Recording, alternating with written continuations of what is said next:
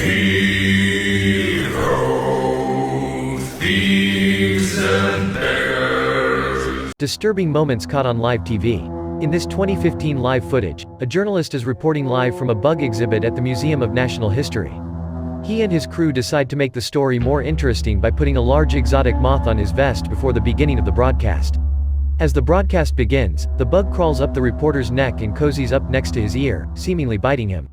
In reality, the reporter's ear had not been bitten by the moth, but rather used as a deposit for 2 eggs, that were luckily discovered before they hatched. Buddy, how you doing? Oh, just some cruisers, man.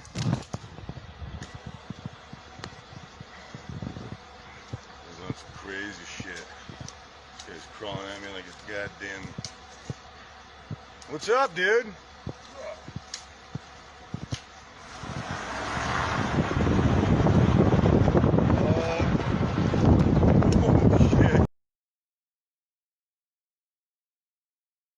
Scary stalkers caught on camera. For months now, a man has been receiving unwanted attention from a strange guy who rides the same train as him every day. One day, the man drops the politeness and makes himself abundantly clear to the guy, telling him to stop. Eventually, a superintendent has to step in and take charge of the situation before it gets any worse, separating the 2 men in 2 different train carts. Hoping for some calm, the man tries to relax in the new wagon, but after a few seconds, his not-so-secret admirer can be seen staring him right in the face. Abandoned places then versus now.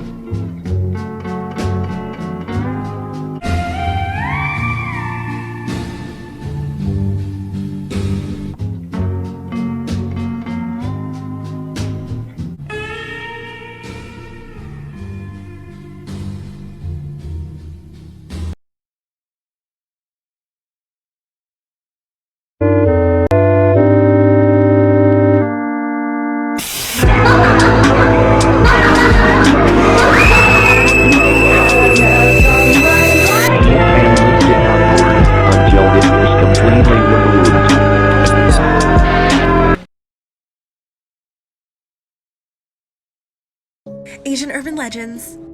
In small towns in the Philippines, children are told not to stay out too late.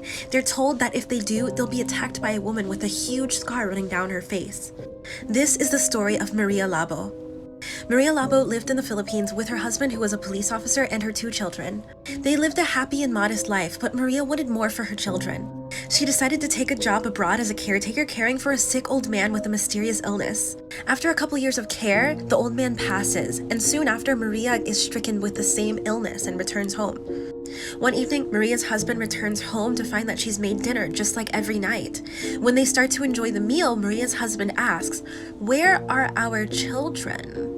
Maria replies, "They're right here." So her husband asks again, "Where are our children?" And she insists, "They're right here." He pauses, and in a frenzy jumps up and runs to the refrigerator, only to find his children's heads and various body parts inside. Maria had just fed him their children.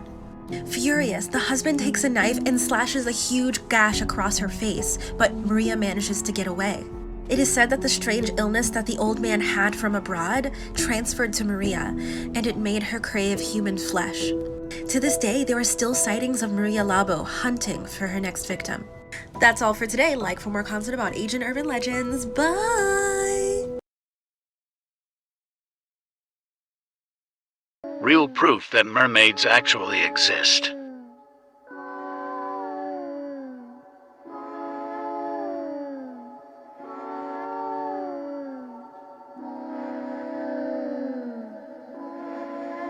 More than 80% of the ocean has never been explored.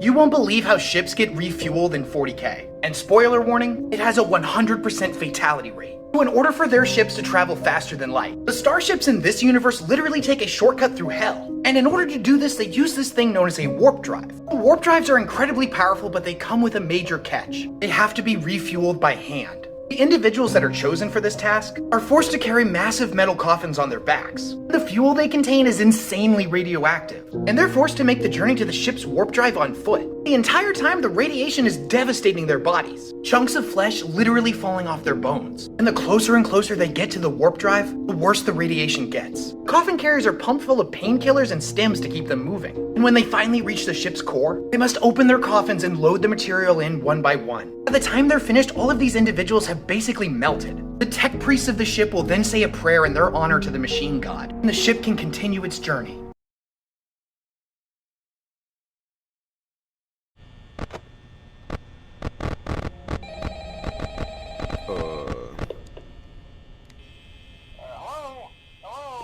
Yo! Well, if you're hairless and you have the day too, Hello. make sure you have everything under control. Talk to you Oh my soon. god. You 7 foot? No, no, no, no, no, no, no, no, no, no, no, no, no, no, no, no, no. Holy. You should hear 2 small clicks. Okay, bro. Fuck it. Welcome back to Parts and Back Service. up! There have been customer complaints Why about is there a Chica's roach? acrid smell. Simply press the 2 buttons located on the sides of Chica's head. At the same time? You better not fuck. Oh no. Ah! Ah! Get your stupid ass out of here, bro. Did I just go? Where did that go?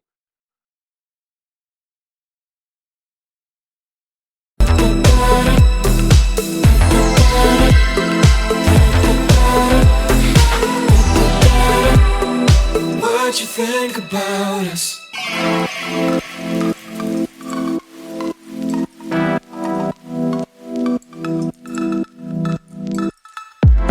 It feels like a summer breeze.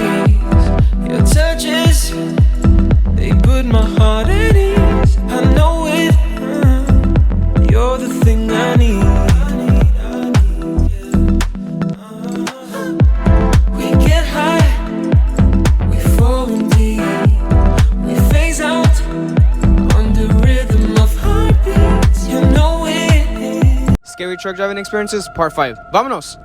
This is why I'll never sleep at a random spot in Stockton ever again. I had an early morning delivery in Stockton. I brought back a load from Union City to Stockton. The place where I was making a delivery, there was really no parking, so down the street there was a little bridge where I decided to park and sleep. I've made it a habit that whenever I wake up after sleeping anywhere, it could be at a truck stop, on the side of the road, on the side of the freeway, anywhere, I always make sure to do a pre-trip because of this. So I wake up early in the morning to make my delivery, and as I'm driving towards the place, I get this weird feeling that tells me to go outside and just do a quick walk around. So I pull over right where I'm at and I do a quick walk around. Everything's looking good until I get underneath the trailer and I look at where my 5th wheel's at, and I find out that my 5th wheel lever is pulled. Say I didn't check it, and I would have just took off and kept driving, my whole trailer would have completely just fell off. I don't know who or why someone would do this, but if I wouldn't have did my pre-trip that morning, that could have caused a big accident and I could have probably got into really big trouble.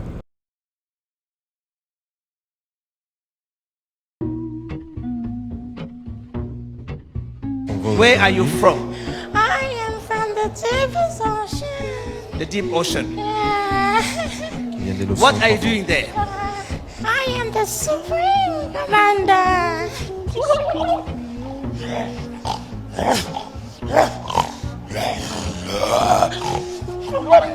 How